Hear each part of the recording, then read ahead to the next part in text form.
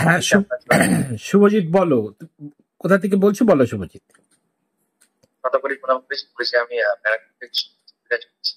মানে আমার জীবনে গুরুজির জন্য পুরো মিরাকেল আর মিরাকেল মানে চার চার লেগে গেছে। মানে গুরুজি যেরকম ভাবে আমাকে মানে সবকিছু ফলো করতে বলেছিলেন, মানে সেইভাবে আমি ফলো করে আজকে লাইফে একটা আলাদা জায়গায় একটা সাকসেস আমি গুরুজির জন্য আমি পেতে যাচ্ছি। ঠিক। সবই সবই গুরুজির কৃপা। গুরুজি ছাড়া তো গাছের পাতাও নড়ে না, কারণ গুরুজি হচ্ছে স্বয়ং বয়স। আমি গুরুজির কথা মেনে সারাটা জীবন যতদিন আমার প্রাণ আছে, আমাদের পরিবার সবসময় গুরুজির চরণ ধরে থাকে। গুরুজি আপনি এইভাবে আমাকে একটু আশীর্বাদ করবেন, যাতে ঠিক। একটা দর্শকের মতন দর্শক এটা যেতে পারি, যাতে আপনার কৃপায় আপনার জয় জয়গান করতে পারি। ঠিক। গুরুজি সারা জীবন আপনার চরণ ধরে। জয় ঠিক। গুরুদা। ঠিক শুভজিৎ। আমরা সরাসরি অনলাইন কনসালটেন্সি করলাম, কিছু কিছু ভালো খবরও অলরেডি আমি শুনলামও।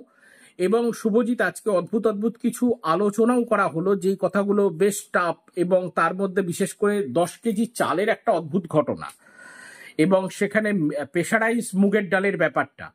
তো সমস্ত ঘটনা কেমন লাগলো শুভজিৎ? এবং বহুদিন আগে একজনের নাম কানেকশন বলে দেওয়া ছিল, এবং তোমাকে একটা গরুর একটা রেমেডি ছিল, সেই রেমেডি করতে একটা ঝড় উঠেছিল, সেই সময় একটা কানেকশন করে দিয়েছিলাম যে এই ঘটনাটা তোমার জীবনে আসার সম্ভাবনা আছে, তুমি দেখতে পাবে।